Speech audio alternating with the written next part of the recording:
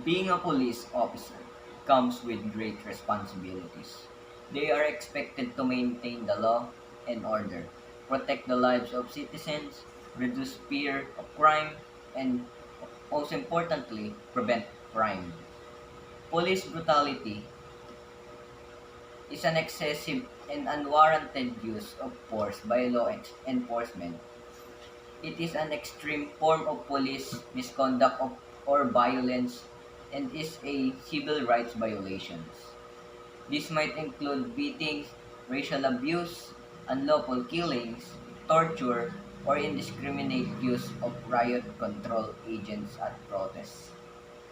The term police brutality was first used in Britain in the mid-19th century with the puppet show or a short-lived rival to Punch. Complaining in September 1848, scarcely a week passes without their committing some offense which disgusts everybody but the magistrates. Why does it happen? Why has it still not been eliminated? And what are the ways to end this? We will get to that later. So please, listen to what I have to say to you. Let's start with something that moved millions of people around the world to protest the death of George Perry Floyd Jr., a 46-year-old black man last year, May 25, 2020. He had been suspected that he used a counterfeit $20 bill in Minneapolis. Police officer Derek Chauvin pinned him to the ground and knelt him in the neck for nearly 9 minutes. But you can live for approximately 4 to 6 minutes without breathing. It's a miracle he survived that long. After the actual footage of the death gone viral in the social media, around 15 to 26 million people protested to seek justice for Mr. Floyd and for a wider Black Lives Matter movement and speaking out against police brutality. Mr. Floyd begging to remove the officer's knee because he cannot breathe. Not only Officer Chauvin hears his request to move his knee, he apparently increased the pressure of kneeling. It came weeks after us hearing about the murder of Ahmaud Arbery, a 25-year-old, also a black man, who was chased and shot by white residents from a neighborhood in South Georgia. 2 months after the death of Breonna Taylor, a black woman was shot 8 times after Louisville police burst into her apartment. 3 years after, a St. Louis police officer was acquitted for murder charges after killing a 24-year-old black man, Anthony Lamar Smith. 6 years after the fatal shooting of 18-year-old Michael Brown by a white police officer who was never charged. All of this has a racial factor involved. Do you think this is just some issue to be ignored?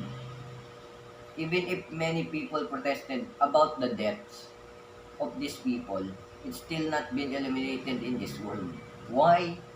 Because various core issues that the aggressive defense of police officers and resistance to change in police unions. The broad legal protections granted to police officers. The historic racism of police department. The militarization of the police. The adoption of tactics that escalate tension. The inadequacies of police training and or police academics, and the psychology of possessing police power. The U.S. legal doctrine of qualified immunity has been widely criticized as having become a nearly fail-safe tool to let police brutality go unpunished and deny victims their constitutional rights. Here in the Philippines, police brutality also have a huge impact on the society. Since 2016, the drug war that Philippine Director General Oscar Albayalde waged has resulted in thousands of deaths. The killers, including police and independent gangs of men on motorcycles reportedly affiliated with the police, have not experienced legal action. Law enforcement killed more than 12,000 people during the drug war, and Human Rights Watch has urged Albayalde to consider the rights of the population. Frequently, police execution of citizens result from drugs that police plant on citizens, compounding the injustice. Some have called the drug war in the Philippines a war on the poor because it discriminates against the urban poor. Robberies often follow police killings of the urban poor. By targeting vulnerable population, police are able to commit extrajudicial crimes. Let's get back to the question earlier. Why does it happen? Here's why.